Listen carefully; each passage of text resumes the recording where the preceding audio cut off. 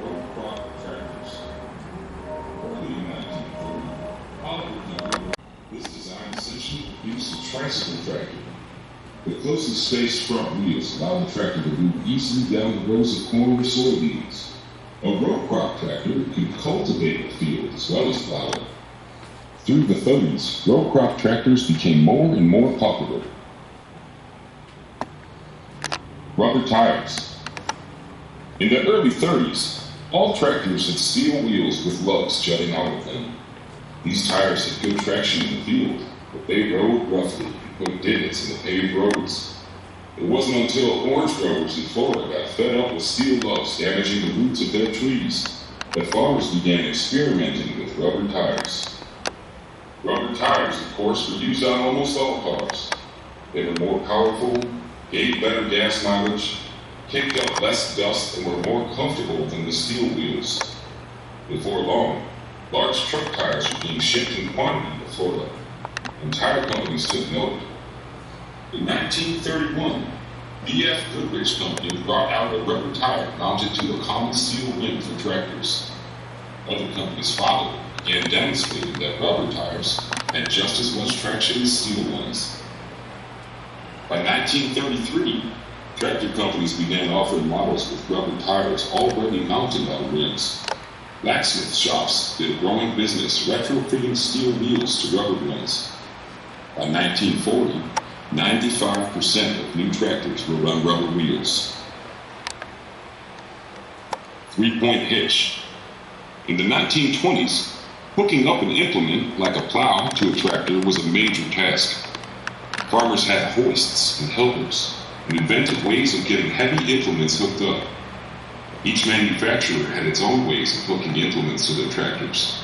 With most implements, the farmer had to stop at the end of a row, get down off the tractor, raise the plow or cultivator up, make the turn, get down, drop the implement back into the soil, and proceed on to the next row. All of that changed with the three-point hitch. Henry Ferguson invented the three-point hitch in the late 20s.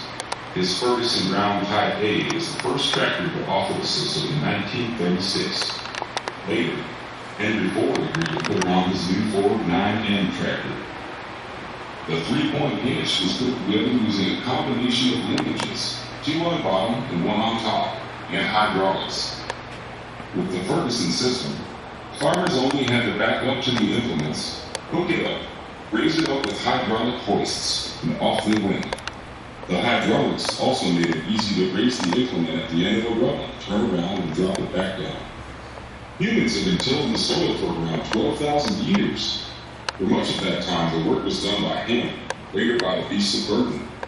Remarkably, it was only 7 decades ago that tractors outnumbered horses on North American farms.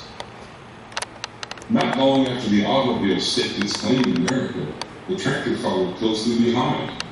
Some of the first primitive tractors were actually modified trucks and automobiles that were adapted to farm use.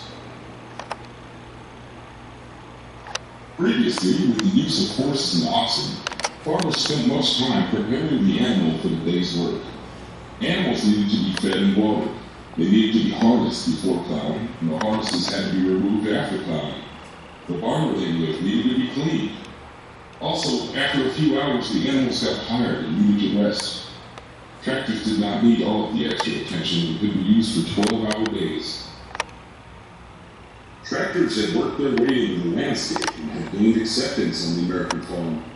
The incredible power of the tractor had managed to cut time needed to plow, plant, and harvest down to mere fractions of what it used to take, even with a stable of good horses.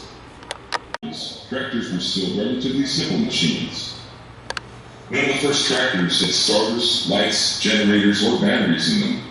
Since there were no batteries, you had to hand crank the tractor. As the years went by, tractors went from 2-cylinder models to 4 to 6 cylinders. In 1936, the Minneapolis Motoring Company began offering an electric starter on some models. By 1939, the Cleveland Tractor Company outfitted all their models with electric starters and lights. The Depression caused huge changes in the tractor industry. Between 1930 and 1932, production dropped from around 200,000 tractors to only 19,000 as farmers stopped buying almost everything. The number of tractor companies dropped as well. From a high of 90 companies in 1920 to only 9 major producers in 1933. But companies continued to innovate, and buyers returned later in the decade. Row crop tractors. Early in 1930, Oliver Company refined its row crop tractor with 2 small drive wheels in front spaced closely together.